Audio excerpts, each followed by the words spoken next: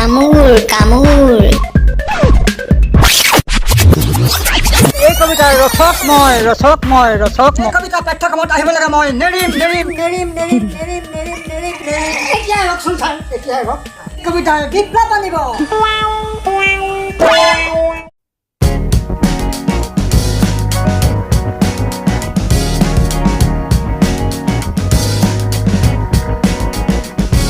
কি কৰিলা বন্ধু ছাৰ মোক কবিতাটো লিখিব ক'লা নাই এইবাৰ কিন্তু কবি সন্মিলনত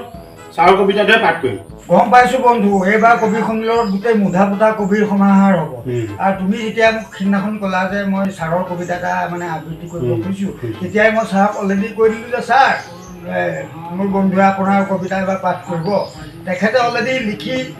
আগৰীয়ে কৈ থৈছে চাগে মই ফোন এটা কৰি সুধিছোঁ ফোনটো কৰি লওঁ মই মাতি দিম ইয়ালৈকে মাতি দিম ব্যস্ত থাকেতো লাগিছে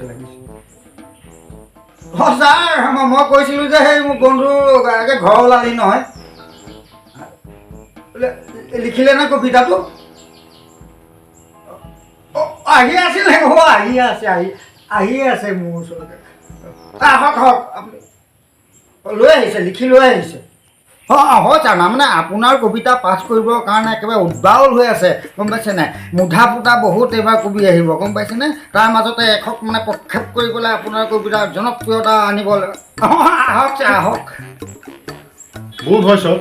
ছাৰে কবিতাটো মিলাকে লিখি আনিবতো আনিব মিলাকে লিখি আনিব আৰু যদি কিবা অমিমেল মাজত হয় মই এনেই আছোঁ মিলাই দিম নহয় তেখেতৰ কবিতাৰ মানে ৰসা বুজা নাই তেখেতৰ আকাৰ স্বাস্থ্য তেখেতৰ গোটেই বস্তুবিলাক মিলাই কৰি যিটো বস্তু লিখিব একেবাৰে মানে আপুনি ভালকৈ যদি পাঠ কৰিব পাৰে একদম কবি সন্মিলন হিলি যাব কামোৰ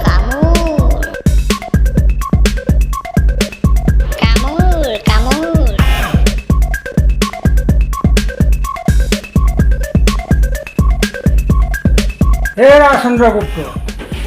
পালেহি ছাৰ ছাৰ আহক বহক ছাৰ বহক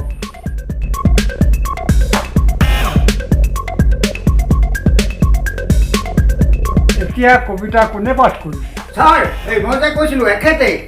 নমস্কাৰ, ছাৰ। এখেতেই আপুনি মানে কবিতাটো বুজাই দিব লাগিব তেখেতেই পাঠ কৰিব না আপুনি মাতকচোন এবাৰ শুনাই দিয়ক মই থুলমূলকৈ কৈ যাম বাকীখিনি তোমালোকে মাতিবা কবিতাৰ শিৰোনামা হৈছে এতিয়া মোৰ বিদায় হৌৰা কবিতাটোৰ নামটো কিন্তু ভাল লাগিছিলে দেই মাটি কিন্তু ভাল লাগিব দেই পাঠ কৰি ভাল লাগিব পাঠ কৰি ভাল লাগিব। ভাল লাগিব ছাৰ বাকীখিনি কওকচোন আমি আওৰাই লওঁ বাকী থাকিবলৈ কি আছে মই যিটো কৈছো সেইটো এতিয়া মোৰ বিদায়